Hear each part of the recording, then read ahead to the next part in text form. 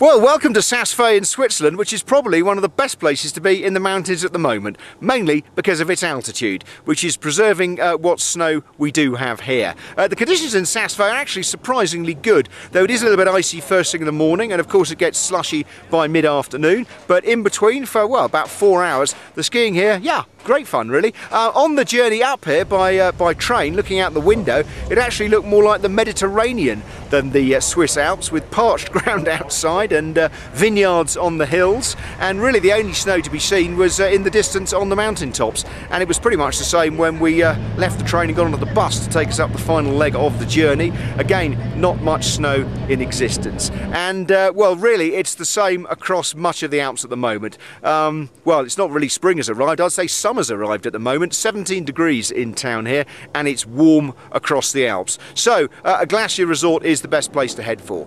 Here in Switzerland, the neighbouring glacier resort of Zermatt, where I'm heading to in a couple of days' time, they've got a metre of snow, they say, on the top runs, and again similar conditions to here, but still well worth a ski if you can get there.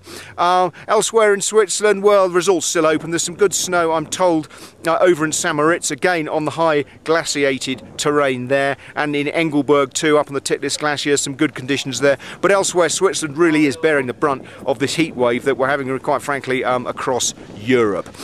Here in Saas-Fee, actually, there's a number of events going on at the moment, which is great fun. There's a huge competition going on between all the ski instructors in Switzerland, the various ski schools, over 1,000 of them in town, so you can imagine the competition between them all is pretty fierce out on the slopes. The synchronised skiing, demonstrations from all the teams across Switzerland.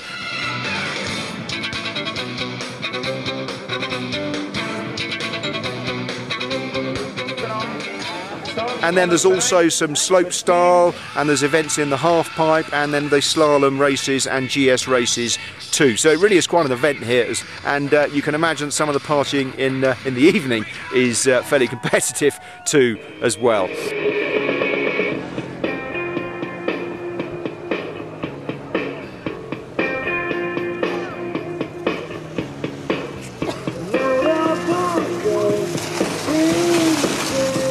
Elsewhere in the Alps, in terms of snow, well, as I said earlier, really you've got to be on a glacier to get some good conditions. Over in Austria, the high Austrian glacier resorts are doing quite well there, Capra and Hintertux resorts like that. In Obergurgl, which has got a little bit of glaciated terrain at the top, a friend there said the conditions are still quite good at the moment.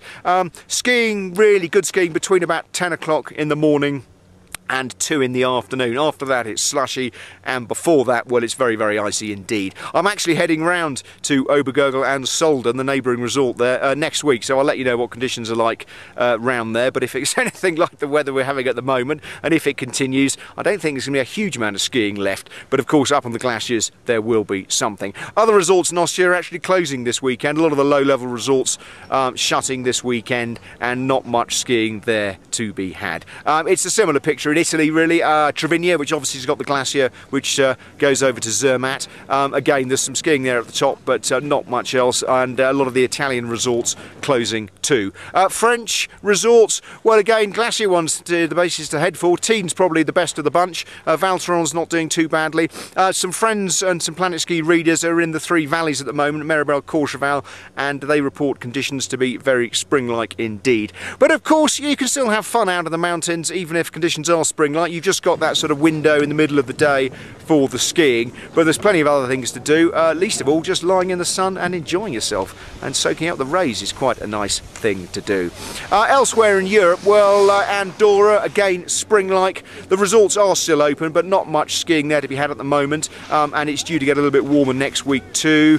Scotland, well, they had a great dump about 10 days, 2 weeks ago of a metre, but sadly that metre of snow melted in about 48 hours or so because of the hot weather, and at the moment it's only Cairngorm that's open for skiing. The lower runs there are closed, but the higher ones are still open, and with the hot weather in the UK, conditions really are getting a little bit slushy. But again, you can ski around about that sort of mid few hours in the day, and conditions there, I'm told, still quite good.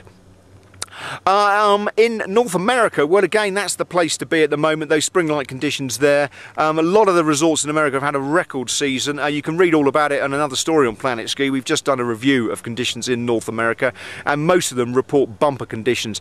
Anywhere between 13 metres up to 17 metres of snow has fallen this winter. So very, very good conditions over there at the moment.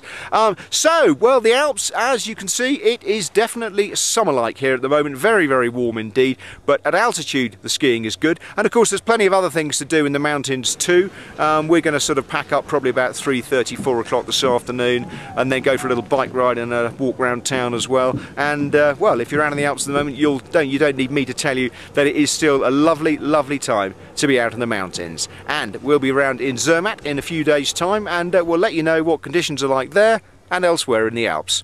James Cove, PlanetSKI in the Swiss Alps.